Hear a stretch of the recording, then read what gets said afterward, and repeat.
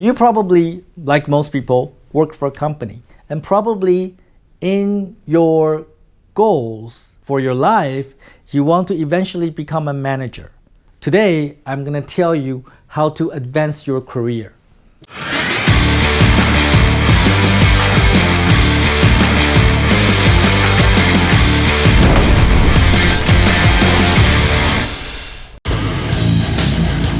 You know, if you're in Vietnam and want to know about business, actually, if you're anywhere and want to know about business, you might want to check out Tom Peng.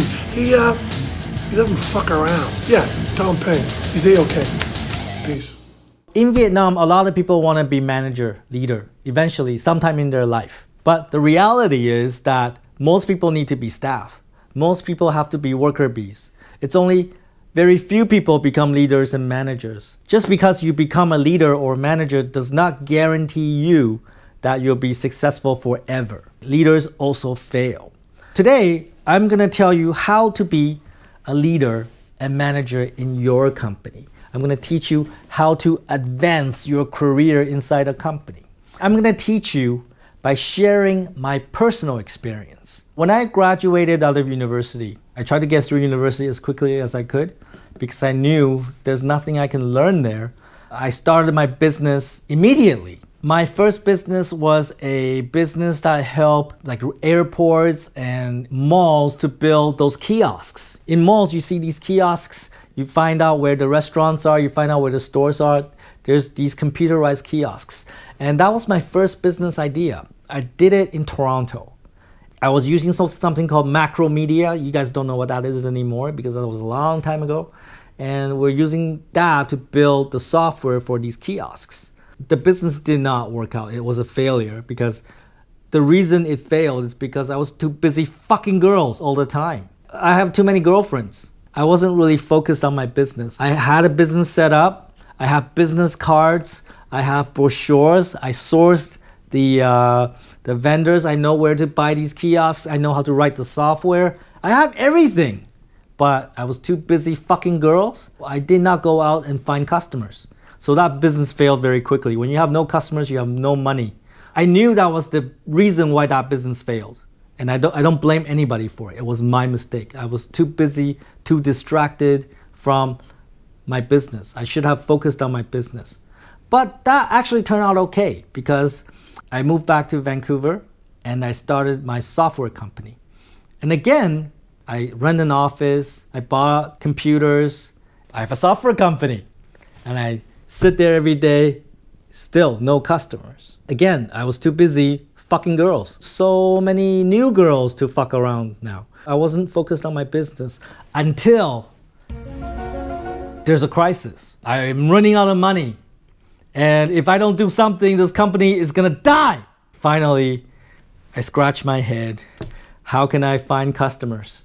I actually called my friends in university. A lot of my friends, after they graduate, they go to different parts of the world. My girlfriend in university, she went to Indonesia. I pretty much begged her, please give me a project. My business is gonna fail. And out of like basically pity, she gave me my first project, which was to build like a website. That's how the business got started. The software business got started. And then I learned my lesson. I realized I gotta have a steady flow of customers. I became a Microsoft certified partner and I was getting a lot of referrals from Microsoft. I have other ways of finding customers, and eventually I only work with very big customers like universities and airports, and I was building software for air traffic controllers in Canada. It was really, really cool. And we do like $1 million, $2 million projects and never looked back ever since. My only regret back then is that I did not know how to scale my business because I was making money, my business was doing well, but I don't know how to scale it. My company is always no more than 5 people.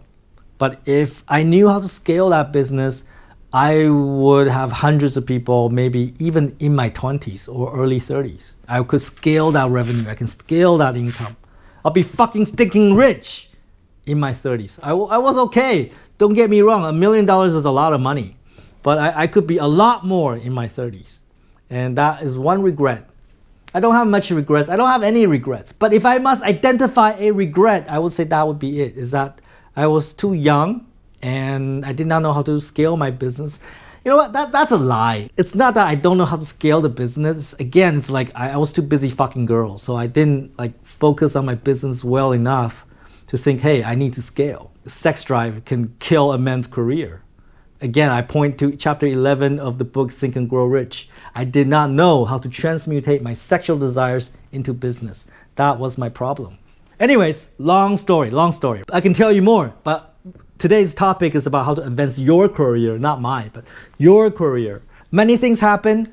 Eventually, I retired around 2004 or 2005. I have a different direction in life then, so I decided to do something different. And I took a couple years off. I told that story before. I don't want to say it again. But in any event, 2008, I decided to get a job because I was bored out of my mind. I don't know what to do. I thought, every day I'm just sitting at home on my couch, watch TV. So I got to do something. So why don't we get a job? In Canada, the job market was really, really hot in 2008. So I got a job.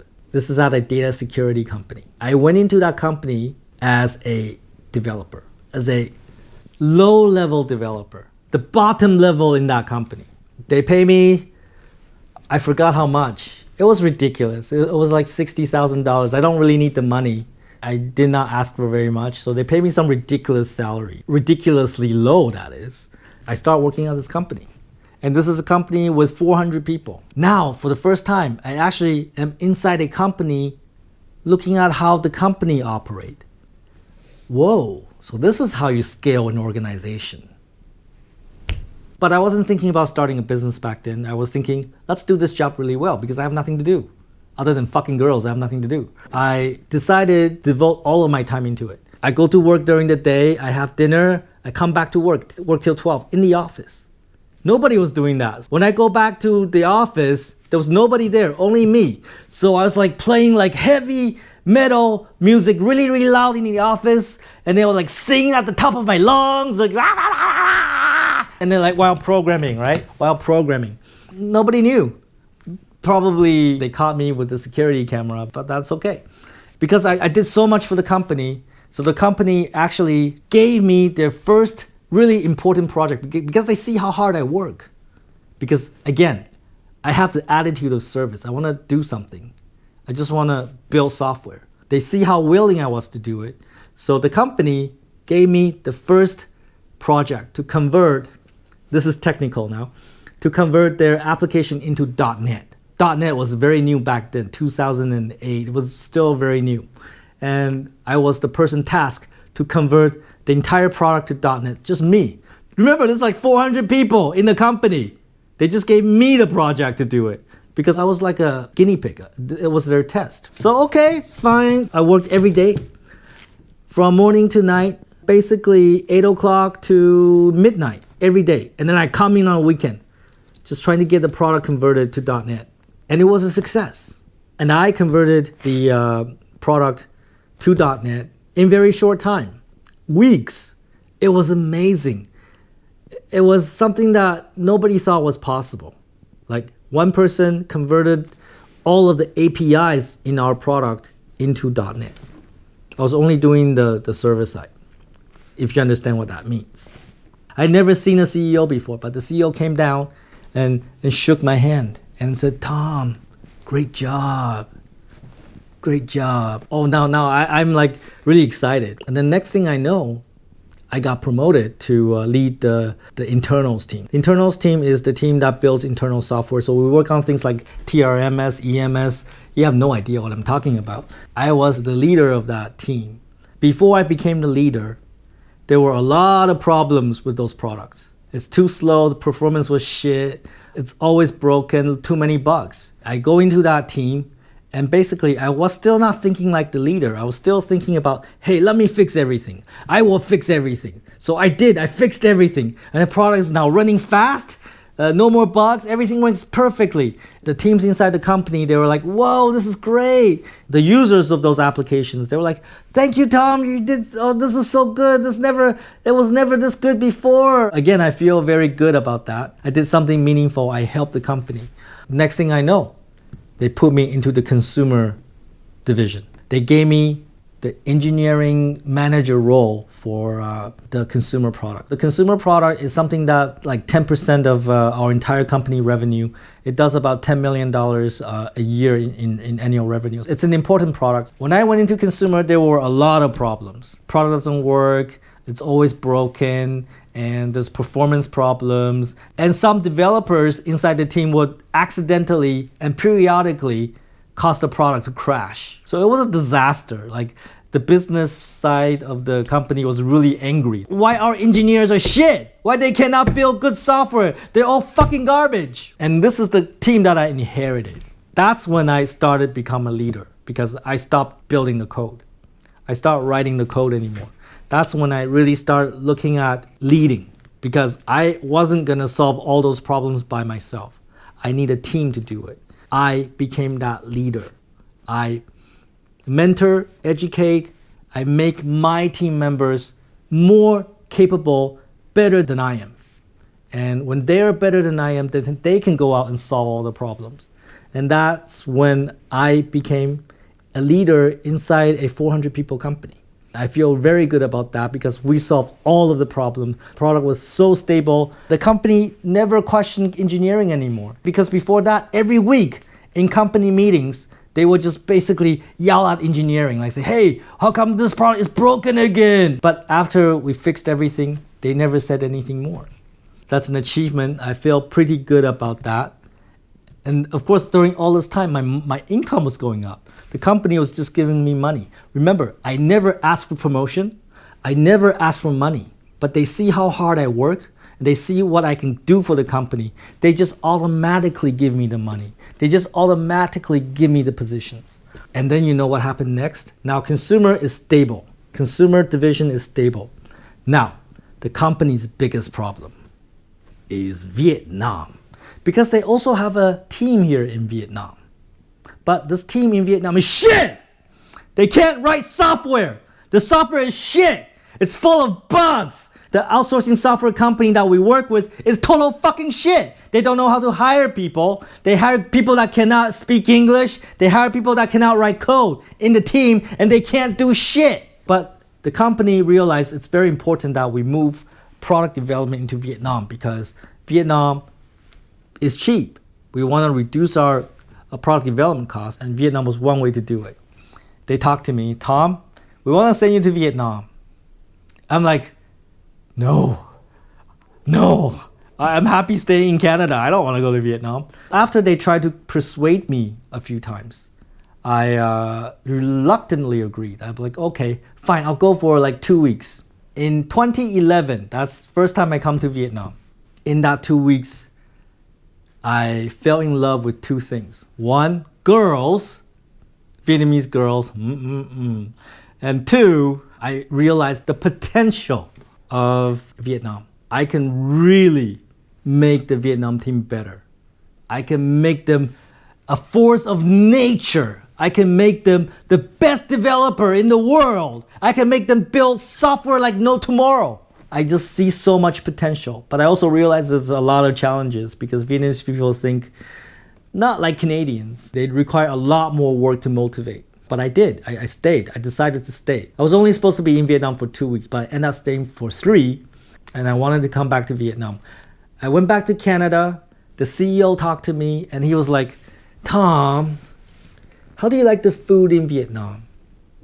Did you enjoy your time there? Like he was like asking me a lot of questions about Vietnam. I know what he wanted because I also hear rumors that he really wanted to send me to Vietnam and have me stay there in Vietnam and basically build the team in Vietnam. And at that time I was like, yeah, I know what you want, just send me there. The rest is history. I came to Vietnam, and from 2011 to 2016, I built the Vietnamese software team for my data security company. And by the time I left that company, we have about 80 engineers, and we're building almost all of the products in our company. I feel that is a great success. And in fact, it's because of that, it kind of awakened my desire to become an entrepreneur again. because I see so much opportunities here in Vietnam, and I think I can do so much more. And I start thinking about how we can enrich the community and society. How can we enable e-commerce in Vietnam? And that's why in 2016 I decided to leave that company. It was very, very difficult. It breaks my heart to leave that company because that company has treated me very, very well. First of all, they pay me a lot of money, and they continue to give me their hardest problems, and they continue to value me, treasure me. It was a very difficult decision to leave that company, but I did because I knew that for me to continue to grow, I have to do it on my own. When I left that company, I announced my resignation, and then my manager, which is the VP of engineering, he sent out an email this long. He says, unfortunately, Tom is resigning. Tom handles a lot of responsibilities inside this company, and now we need to split the responsibility. The email was this long. My job, one person, they assigned to like 11 people. It takes 11 people to do my job. I am actually very flattered by it. I knew I did really good for that company. I know I contributed so much for that company. And also, because I contributed so much for that company, I learned so much from that company. Now I know how to scale my business. Now I know how to build a 400 people company, how to succeed building a medium-sized, even large company. That 8-year experience really taught me a lot. Even though I was only an employee there, I was not the business owner, but that is a very valuable time I spent. I never realized that it would help me so much in my future entrepreneurial endeavors. If not for that, I would not be here today. Definitely, I would not be in Vietnam. Because of that company, I am in Vietnam now. So what I'm saying is that how do you advance your career? You work hard. You have the spirit of service. You just want to do the best for your company. And when you do that, people will see you. They will give you more responsibilities. And when they give you more responsibilities, you have to win. You have to succeed. You have to deliver results. Every time you deliver more results, they will give you more responsibilities. And they will give you more money. They will give you a bigger job title. You become more and more successful. And they will continue to give you more responsibilities. Eventually, you go from engineer to senior engineer to a leader to manager to director. Eventually, maybe you become VP. Maybe you become senior VP. Eventually, one day, even you become CEO. If you want to grow your path inside a company, that's how you do it. Have the spirit of service. Remember, I was working basically 16 hours a day or more. I just wanted to do it because I find it fun, fascinating. I want to build software. And finally, I have a place where I can write a lot of software. And when you want to become the leader, you have to think like a leader. You have to think about how to enable your team, how to make your team a success. Work for your team. Eventually, maybe for your whole division. Maybe one day for your entire company. Maybe one day for your province, for your country, for the world even. That's how you get promoted. You gotta be able to give them unparalleled service. You gotta give them great service. And you gotta continue to drive results. You gotta have one win after another win, have another win. Each win is bigger than the previous one. So you get bigger wins and bigger wins and bigger wins, and people will see how capable you are, how talented you are, how smart you are, how hardworking you are. You can only go up. You can only succeed. You can only make more money, have bigger titles. That's how I did it in 8 years. I became leader manager basically in 2 years. And then I come to Vietnam. And I was director in about, I forgot, maybe 4 years. No one in that company go up as fast as I do. I went from nobody in that company to director when I left. That's fucking amazing. And I did it, I got to the director level in about 4 years. So that's how you do it. That is how you advance yourself inside a company. In order for you to advance inside a company, you have to stop thinking about yourself. You have to give people service. You have to think about the team. You have to think about your division. You have to think about the company. When they see that you serve the company's interest, they give you everything, like they did for me. I hope that story helps you. Take some fucking action. Build your spirit of service. Create results for your company. And as always, don't be a fucking fucktard.